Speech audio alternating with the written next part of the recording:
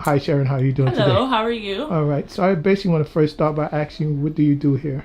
So, I am an assistant program coordinator here at the Wellness Center. So, basically, my job is just to help facilitate and organize workshops or events surrounding the 8 dimensions of wellness.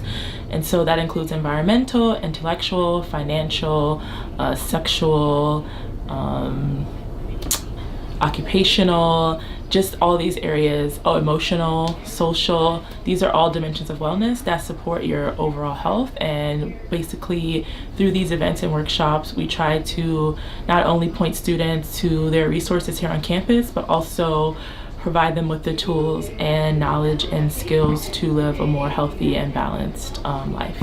Excellent. Do you feel mental health plays a major impact on students? Yes, so I think it has a great deal to do with students not completing or even just impacting their schoolwork in general, whether they finish or not finish, just the quality of work that they're putting out. So mental health in itself is obviously a broad topic, but a lot of students feel like mental health is like schizophrenia or bipolar disorder, which yes, those are mental health issues and conditions, but a lot of times it's stress, it's depression, it's anxiety, and anxiety within itself has so many dimensions to it. Anxiety, you can be someone that overdoes something, you can be someone that underdoes something, you can be someone that goes into a panic, so there's just so many stigmas attached to mental health and so many things that we just don't know about it. So what we like to do is just to kind of inform students and, like I said, point them to the resources here, like such as the counseling center, just someone to talk to, or maybe events or workshops that talk about stress and ways to deal with that stress, because students a lot of times will just try to figure it out themselves and they can't identify what is even wrong with them. What are some of the ways you inform the student body that you're here, that there's help? How do you get the message that you are here in the location? So some of the ways that we do that is through workshops and events, and we do things like flyers. So basically flyering is just, we make little 4x4 printouts and we just go to high traffic areas where we know students kind of congregate the most, places like the Carmen cafeteria, the music building cafeteria, or just like the common walkway here, like in front of the bookstore, like just that long walkway.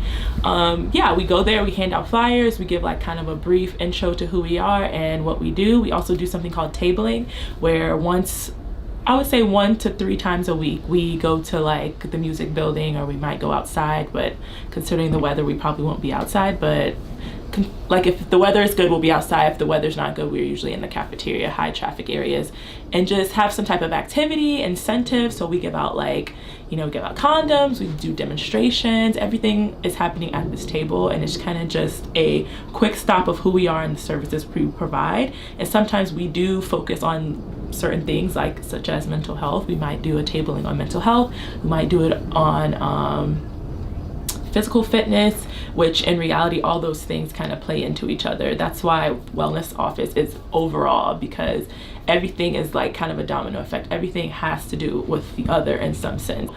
Yeah, we have tablings, we flyer, we send out mass emails, we reach out to professors.